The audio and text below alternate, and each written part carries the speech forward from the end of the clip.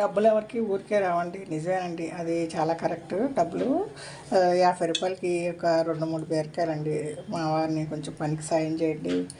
పిల్లోడు మా అమ్మాయి ఆఫీస్కి వెళ్తుంది, పిల్లోడిని చూసుకునే టైం అయిపోతుంది. వంట అయిపోతే పిల్లోడి దగ్గర కూర్చోవచ్చు అని చెక్కు తీయమంటే ఎడాబెడ్డ తీశారు.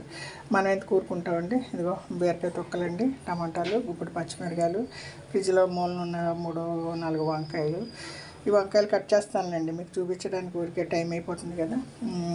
కొంచెం నూనె వేస్తానండి. నూనె వేసి మగ్గబెట్టి చింతపండు కూడా పెట్టాను. తర్వాత మగ్గిపోయినాక ఎల్లిపాయ, జీలకర్ర, కరివేపాకు వేసి మిక్సీ పట్టేస్తానండి ఉప్పేసి. తర్వాత ఇంకోండి కొత్తిమీర అది ఫైనల్గా వేసి పచ్చడి చేసి అనుకోండి, అన్నానికి, ఇడ్లీకి, అన్నిటికీ బాగుంటుందండి. నైట్ చట్నీ, నైట్ మనం ఏమన్నా దోశ గీసి వేసుకున్నా కూడా బాగుంటుంది. రేపు కూడా ఉంటుందండి, నిల్వ ఉంటుంది. ఇది వంకాయలు కట్ చేసేసి నూనె వేసి మగ్గబెట్టేస్తానండి. ఇంకోండి ఇడ్లీ వేసాను, రవ్వ ఇడ్లీ అండి. ఇది వేరే చూడండి, నిన్న పెసరపిండి పెట్టానండి, కొంచెం మినపప్పు కూడా వేసాను, పొట్టుతో తింటే మంచిదని. అది ఉంది.